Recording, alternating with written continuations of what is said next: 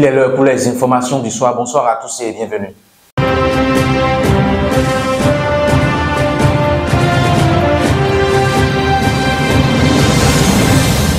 Au Mali, le président de la transition, le général Assimi Goïta, a décidé de suspendre jusqu'à nouvel ordre, pour raison d'ordre public, les activités des partis politiques sur toute l'étendue du territoire national.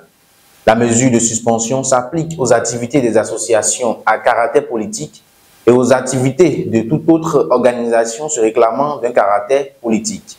L'information a été rendue publique par un communiqué lu sur la télévision d'État ORTM à l'issue du Conseil des ministres de ce mercredi 7 mai. Le décret présidentiel sera publié au journal officiel. Hors du continent, après avoir été élu dans la douleur, Friedrich Merz est ce mercredi 7 mai en chancelier allemand, affaibli mais très européen à Paris puis à Varsovie, deux capitales où il espère relancer des relations en souffrance. La veille de sa visite dans la capitale française, Emmanuel Macron a donné rendez-vous à Friedrich Merz afin de rendre le moteur et le réflexe franco-allemand plus fort que jamais. Mais l'élection dans la douleur de Friedrich Merz révèle au grand jour la fragilité politique du dirigeant conservateur allemand. Lui, qui était attendu par de nombreux Européens comme celui qui allait remettre l'Allemagne au centre du jeu après la chute du gouvernement Scholz en novembre. Le président chinois Xi Jinping est en Russie du 7 au 10 mai 2025 à l'invitation du président Vladimir Poutine.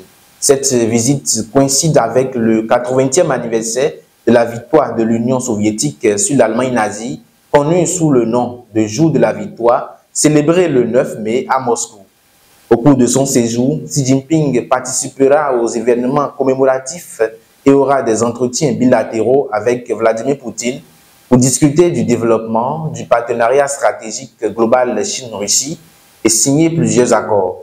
La capitale russe a subi dans la nuit du 6 au 7 mai une attaque de drones ukrainiens, ce qui a contraint les aéroports moscovites à suspendre leurs activités. Et pour finir, les 133 cardinaux chargés d'élire le successeur de François sont entrés en conclave ce mercredi 7 mai 2025 au Vatican. Ils vont débattre et voter pour désigner le 267e pape de l'Église catholique. Voilà ce qui vient mettre un thème à notre rendez-vous d'information du soir. Merci de nous avoir suivis et à demain.